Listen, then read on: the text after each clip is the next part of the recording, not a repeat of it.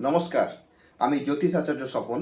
আমার সরল জ্যোতিষবিদ্যা চ্যানেলে রাশির যে সিরিজ চলছে, রাশি কারকতা সিরিজে আজকে আলোচনা করব মকর রাশির। মকর রাশি হলো রাশিচক্রের দশম রাশি। মকর রাশি 270 ডিগ্রি থেকে 300 ডিগ্রি পর্যন্ত এর বিস্তার। মকর রাশির অধিপতি শনি। এটা মঙ্গল উচ্চস্থ হয় এই জায়গায়। শনির অধিপত্য মঙ্গল উচ্চস্থ বা এক্সাল্ট হয়। চন্দ্র এখানে নিচস্থ হয়। মকর লগ্নের যারা জাতক, মকর লগ্নের জাতকদের জন্মের সময় মানে একদম ছোটবেলায় ভীষণ দুর্বল এবং কৃষ মতো থাকে, মানে একটু দুর্বল চেহারা থাকে, কৃষ। ধীরে ধীরে ধীরে ধীরে যত বয়স বাড়তে থাকে আস্তে আস্তে এদের ফিজিক্যাল ডেভেলপমেন্টটা হতে থাকে। বেশিরভাগ ক্ষেত্রে দেখা যায় যে 16 বছর বয়সে এরা ফট করে বেড়ে যায়, মানে হট করে যেন একটা বিশাল পরিবর্তন, ফিজিক্যাল ডেভেলপমেন্ট হয়ে যায়। 16 বছর পর্যন্ত যেন মনে হয় যেন বাচ্চা বাচ্চা বাচ্চা মতো, তারপর ডেভেলপমেন্ট হয়ে যায় এবং আস্তে আস্তে এরা ক্রমশ পুষ্ট হতে থাকে। এরা কিন্তু কখনোই এদের মাসেলফুল বা ফ্যাটি চেহারা হয় না, খুব মাসেলফুল বা প্রচণ্ড ফ্যাটি বা প্রচণ্ড মেদবহুল চেহারা সাধারণত হয় না, ছিমছাম চেহারা হয়, যাকে বলা হয় আচ্ছা এরকম, মানে তীক্ষ্ণ চোখ, টিকালো নাক, আর মুখটা ঠিক রোগা রোগা পান পাতার মতো এদের মুখের গড়নটা হয়। মকর লগ্নের যারা জাতক হয় এরা ভীষণভাবে অধ্যাবসায় পূর্ণ, এদের অধ্যাবসায় ভীষণ থাকে। এরা ভীষণ বিচক্ষণ হয়, এরা ভীষণ হিসেবি হয়, এরা ভীষণ মিতব্যয়ী হয়। মিতব্যয়ী মানে এরা খরচা করে বুঝে শুনে, দুমদাম আজে বাজে কারণে খরচা করে না। কোনো কিছু খরচা করার পিছনে এরা ভাবনা চিন্তা করে নেয় যে এই যে জিনিসটা আমি এই যে খরচাটা করব এর আউটপুটটা কী হবে, এই খরচাটা যথার্থ হবে কি না এটা আগে ভাবে। এরা ধীরে ধীরে পয়সা জমায়, খুব অল্প অল্প করে এরা পয়সা জমাতে থাকে এবং এদের একটা লক্ষ্য থাকে। এরা পয়সা জমিয়ে যদি কোনো পয়সাকে লগ্নি করতে হয়, যদি কোনো পয়সাকে কোনো জায়গায় ইনভেস্ট করতে হয়, এরা কিন্তু জমি বাড়ি এই ধরনের অথেন্টিক জায়গায় এরা ইনভেস্ট করে। এরা কিন্তু ফাটকাবাজি করে না, ফাটকা জায়গায় লটারি বা যে জায়গাতে টাকা নষ্ট হতে পারে এরকম জায়গায় এরা ইনভেস্ট করে না। এরা ভীষণ বিচক্ষণ, অর্থের উপযোগিতা এরা খুব ভালো বোঝে। দেখুন মকর লগ্নের যারা জাতক হয় তাদের আমি বললাম এরা ভীষণ ধৈর্যশীল হয়, এদের একটা মহৎ গুণ। এরা যে কোনো কাজ ধৈর্য সহকারে ধীরে ধীরে সুন্দরভাবে শেষ করার চেষ্টা করে। এরা যে কোনো কাজ শুরু করলে এরা কিন্তু খুব ভালো করে সেই কাজটা শেষ করতে পারে, আর এই ধৈর্যটা এদের একটা মহৎ গুণ। আর একটা অত্যন্ত মহৎ গুণ আছে এদের, তা হলো সহ্য। মকর লগ্নের জাতকদের সহ্য গুণ বা সহ্য শক্তি প্রশ্নাতীত। এরা এত বেশি সহ্য করতে পারে। আবার জাতিকা, মকর জাতিকাদের তো দেখতে নেই।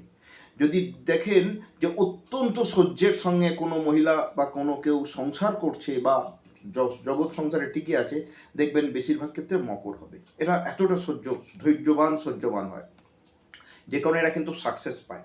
কোনো কাজ করতে গিয়ে ধরুন বাধার সৃষ্টি হলো, এরা যখনই কোনো কাজের করতে গিয়ে বাধা আসে, বাধাতে প্রথমে বিমর্ষ হয়ে যায়, হতোদ্যম হয়ে যায়, কিন্তু হতাশ হয়ে যায় না, ছেড়ে দেয় না, আবার পুনর উদ্যম নিয়ে লাগে, ধীরে ধীরে সেই কাজটা কমপ্লিট করে। এটা মকরের একটা বিশেষ গুণ।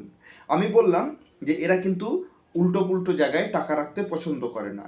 এদের কিন্তু আর্থিক অবস্থা খুব স্থিতিশীল হয়। এটা কিন্তু একটি পৃথ্বী রাশি, চর পৃথ্বী রাশি। এদের ফিনান্সিয়াল কন্ডিশন খুব খুব স্টেবল হয়, স্টেবল ফিনান্সিয়াল, এবং এরা চায়ও ফিনান্সিয়াল কন্ডিশন স্টেবল হোক। এরা কাজ কারবার, এরা রোজগার করতে পারে, ব্যবসা করতে পারে, সরকারি আধা সরকারি বিভিন্ন গ্রহের বা প্ল্যানেটারি কানেকশানে বিভিন্ন রকম জায়গায় এরা কাজ করতে পারে, কিন্তু এরা সবই করতে পারে। এরা এই হিসেবি, এরা এই সমস্ত গুণগুলোর জন্য জীবন অনেক এগিয়ে যায়। দেখুন এদের কতকগুলো বিষয় আছে, যেমন আমি বলি এদের কিন্তু বৈবাহিক জীবন মিশ্র, মানে মানে ফ্যামিলি লাইফ এটা খুব যে মানে ভালো, কারণ এরা না ভীষণ প্র্যাকটিক্যাল। ইমোশন বলে এদের খুব কম আছে। প্রেম প্রেম ঘটিত বিবাহ এগুলো আসে কম। তবুও হ্যাঁ, এদের বিবাহের ব্যাপারে এদের খুব যে ইন্টারেস্ট থাকে তা নয়, বিবাহ করে। আর একটা বিষয়, এরা কিন্তু না সন্তানের বিষয়ে বা সন্তানদের প্রতি বেশ উদাস থাকে, মানে সন্তানের ব্যাপারে খুব আগ্রহ থাকে না। যদি এদের সন্তান সন্ততি অনেক হতে পারে, কিন্তু এরা সন্তানদের বিষয়ে অনেক অনেক জাতিকা আছে যারা যেমন বাঁচেই সন্তানের জন্য, তার যেন জীবনটাই সৃষ্টি হচ্ছে সন্তান পালনের জন্য। মকরদের কিন্তু এমন হয় না। মকরদের যে সমস্ত রোগগুলো হয়, মকর হচ্ছে হাঁটু, মালাই চাকি, মকর এই বিষয়গুলো অর্থাৎ হাঁটু, বাত, অস্ট্রিও আর্থ্রাইটিস এই ধরনের রোগগুলো মকরে দেখা যেতে পারে। হ্যাঁ, এদের স্নায়ু দৌর্বল্য হতে পারে, এই ধরনের রোগ এদের হতে পারে। আরেকটা বিষয় মকর জাতকদের আমি বলে রাখছি, খেয়াল রাখবেন, এরা কর্ম করার জন্যই জন্মেছে। কালপুরুষের কুণ্ডলীর দশম রাশি হলো মকর। আর এই মকর যারা হয় তারা ভীষণ গোল গেটার হয়।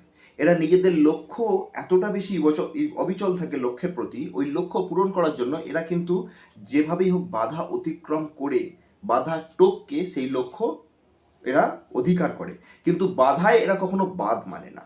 এরা কি করে, বাইপাস করে। কোনো কাজ করতে যাচ্ছে, সামনে কোনো বাধা এলো, এরা বাইপাস করে চলে যাবে, সমস্যায় জড়াবে না, নিজের কাজটা গিয়ে পূরণ করবে। হ্যাঁ, একটু স্বার্থ থাকে, কিন্তু কাজটা পূরণ করার জন্য এরা যা করতে হয় তাই করে।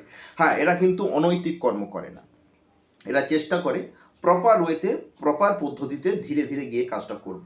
দেখুন, মকর জাতকদের সম্পর্কে আমি বললাম, তো মকর জাতকের জন্য আমি যদি বলি, খুব বেটার স্টোন যদি বলতে হয়, খুব বেটার স্টোন আমি বলবো পান্না। আজকে এই পর্যন্ত মকর রাশির কারকতা সম্পর্কে।